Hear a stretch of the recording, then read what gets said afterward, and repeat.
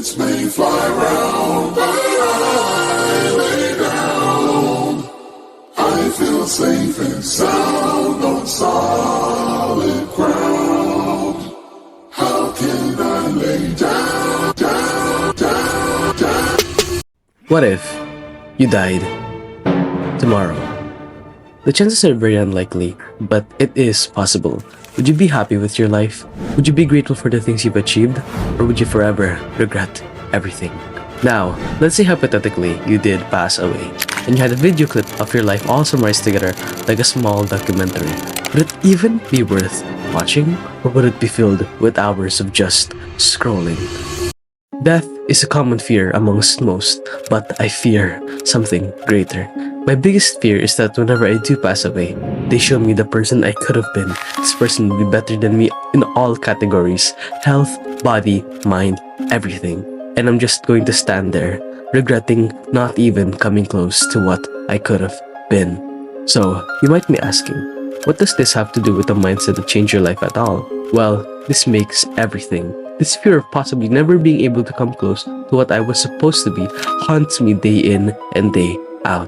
It creates this illusion of the superior me, this version that never got distracted. They achieved their goals and became everything they wanted to be.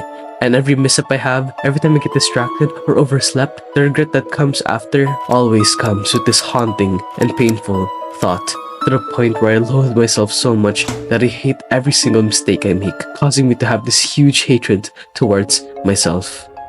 Until one day, things change. There was this one day where I had planned everything perfectly. The time I'd wake up, the time I'd eat, and the time I'd work. And during that day, I wasn't able to do anything I had planned at all. So, obviously, I regretted everything. I hated myself for waking up late, for scrolling, for everything. Until the thought of never being enough kicked in again. I cried, I wiped, I breathed, and release. Then I thought to myself, what would Superior Earl do? And in that moment, I felt so stupid. In all the case that just happened, Superior Earl would react so much differently. The chances of the bad day happening would be low, but it wouldn't be impossible. Eventually, Superior Earl would be in the same position because he's just superior, not perfect. Superior Earl wouldn't freak out and blame himself. He would acknowledge he'd messed up and try to make up for it. He would learn from his mistakes and move forward. This has changed everything for me. Whenever I didn't feel like working, I asked myself, what would Superior Earl do? Because, hypothetically, Superior Earl is just the person I want to become. So why not act in the way he would? I did this for everything. Work, school, exercise, whatever it was. I would put myself in the shoes of the superior me and do things in the way he would.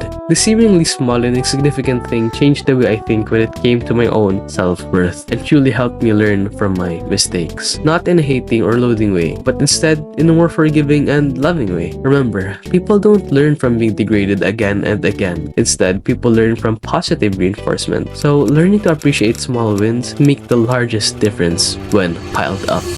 Sometimes life just hits hard, and it's hard to get back up. But you just have to take that one step, and if you take enough of them, things will come together eventually. So, hold on tight. Recently, I found myself in multiple ruts. I'll be productive one day and I'll be a bum the next. It's such a horrible cycle that affects my mental health so badly. So, this mindset I've adapted has truly saved me from the pain that comes with it. Although it doesn't make the bad days disappear, since realistically, those days can't be removed. But we can make them a little more bearable. Sometimes bad days happen every day, and that's okay, because after the storm is when the flowers bloom.